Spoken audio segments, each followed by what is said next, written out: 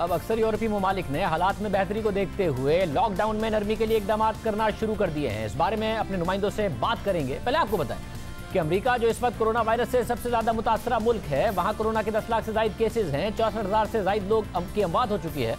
वहां भी लॉकडाउन उठाने से मुताल्लिक कोई फैसला नहीं किया गया है, जिसके खिलाफ अमेरिका में मुजाहिरे शुरू हो गए हैं। अमेरिकी रियासत मिशिगन की असेंबली की इमारत में सैकड़ों मुजाहिरीन दाखिल हो गए, जिनमें से कई मुजाहिरीन मुसल्ला भी थे। लॉकडाउन में तोसी न करने का मुतालबा कर रहे थे। मिशिगन में इस वक्त क्या सूरत हाल है, हम जानेंगे वॉइस ऑफ अमेरिका के नुमाइंदे आफ्ताब बोडकर। जी शाहजेब, इस वक्त मैं रियासत मिशिगन के शहर डिट्रॉइट के डाउनटाउन में मौजूद हूं और यहां पर सिचुएशन आप ये कह सकते हैं कि रिलेटिवली बेहतर है। वैसे तो यहां पर अब तक कोरोना वायरस के टोटल केसेस जो है वो 41,000 से क्रॉस कर चुके हैं और हलाकतों की तो तादाद अब तक हुई है लास्ट नाइट तक वो 3,700 के करीब है।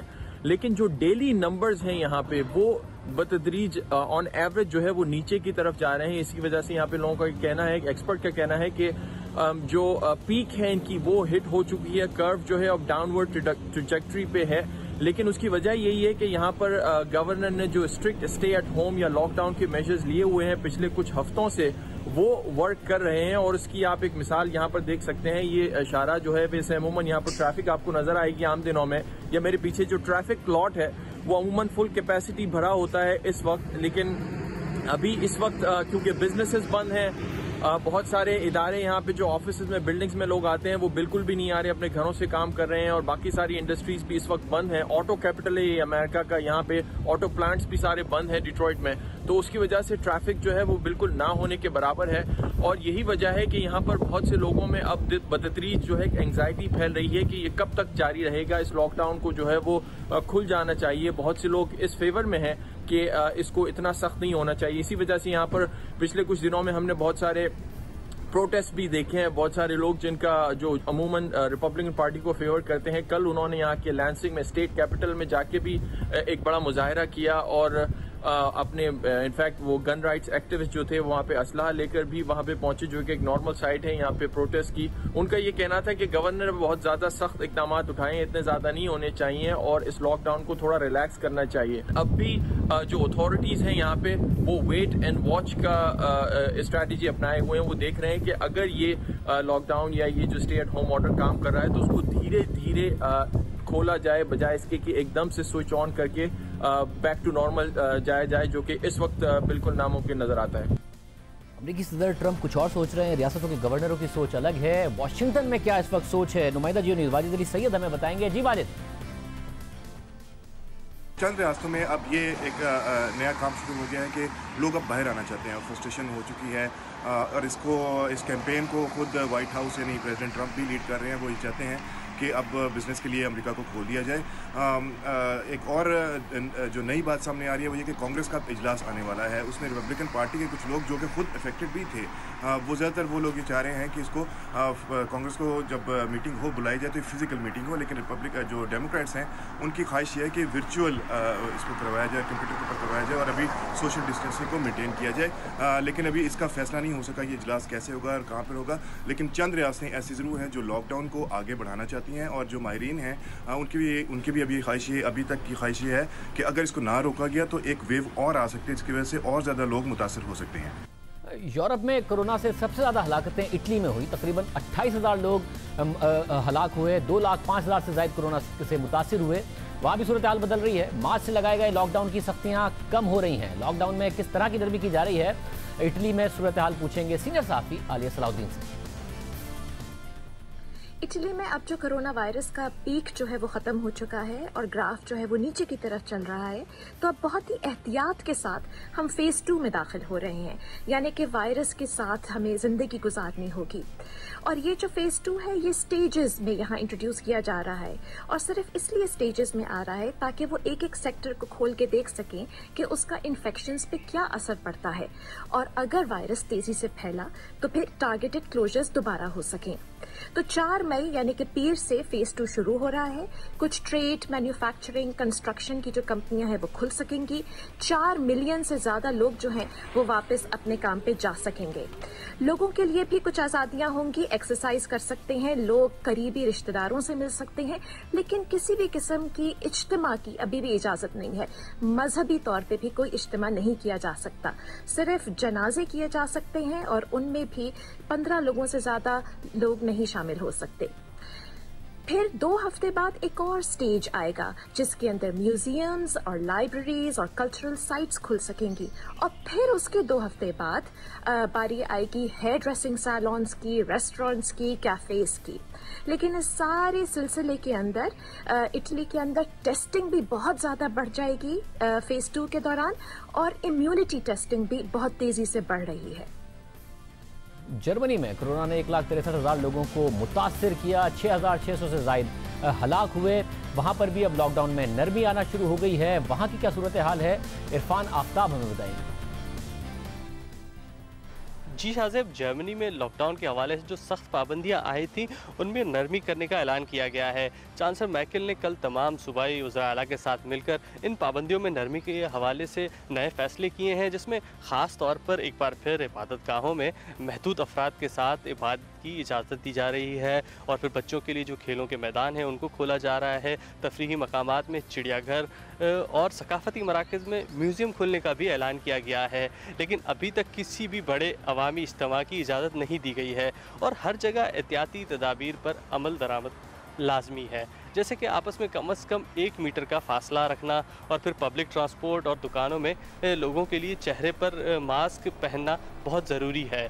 अगर हम ताज़ा आदाद शुमार के अतबार से देखें तो जर्मनी में कोविड-19 के अब तक 1,26,000 से ज़ायद मरीज़ दोबारा सेहतियाब होने में तो कामयाब हो गए हैं, लेकिन चांसलर मैर्केल फिर भी इस सयाहत या फिर रेस्तरां खोलने और ख़ासतौर पर फुटबॉल मैचेस की इजाज़त देने से अभी भी गुरेज कर रही हैं।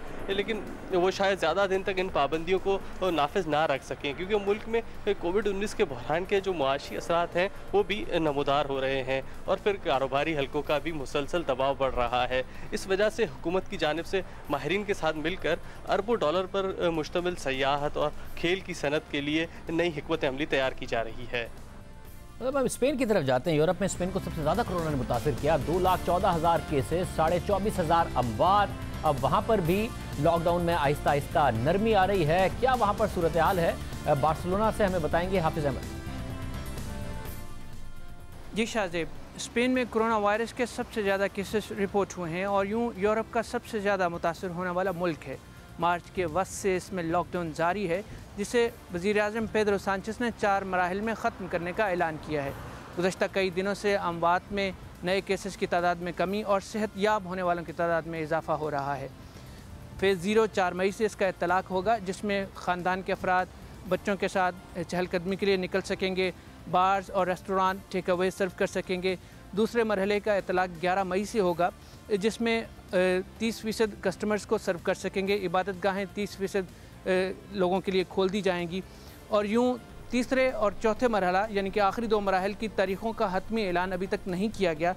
पहले 2 फेजेस के नताज की रोशनी में उनकी तारीख़ों का तयन किया जाएगा। 50 डिवीज़न्स हैं इंतज़ामी तौर पर, हर डिवीज़न में फेजेस की सूरत हाल अलग हो सकती है। स्पेन में एक फ़ेज़ में अगर केसेस कम आ रहे हैं तो वो ख़ुद ब खुद वो डिवीज़न दूसरे फ़ेज़ में चली जाएगी, लेकिन अगर कहीं केसेस ज़्यादा रिपोर्ट हो रहे हैं तो उसमें इस फ़ेज़ में तोसी कर दी जाएगी।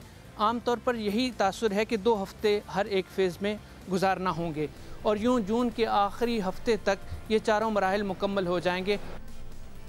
एक मुल्क हमें नज़र आ रहा है कि एक मुल्क अपनी अलग पॉलिसी अपनाए हुए है। बरतानिया में इस वक्त हलाकतों की तादाद 26,500 से ज़ायद, 1,72,000 से ज़ायद केसेस, मगर लॉकडाउन में नरमी इस वक्त नहीं की जा रही है क्योंकि हुकूमत को खौफ है कि मजीद बढ़ सकते हैं केसेस अगर लॉकडाउन में नरमी की। हालांकि अभी कंट्रोल में सिचुएशन उनके मुताबिक आ गई है।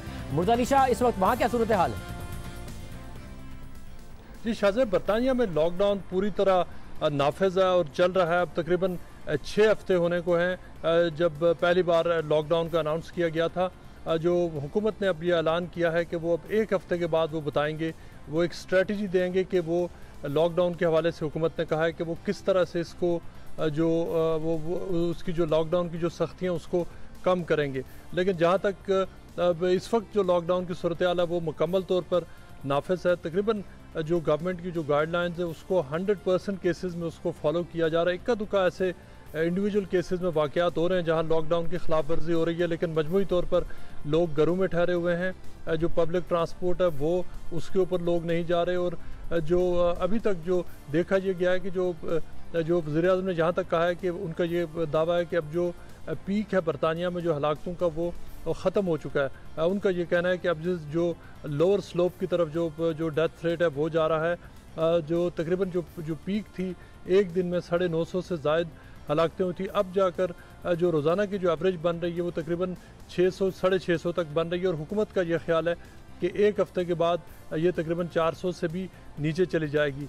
और हुकूमत के लिए जो इनकरेजिंग इस वक्त वो साइन हुकूमत के ख्याल में वो ये है कि जो नए केसेस हैं वो कम रिपोर्ट हो रहे हैं और इसका क्रेडिट सिर्फ़ और सिर्फ लॉकडाउन को दिया जा रहा है।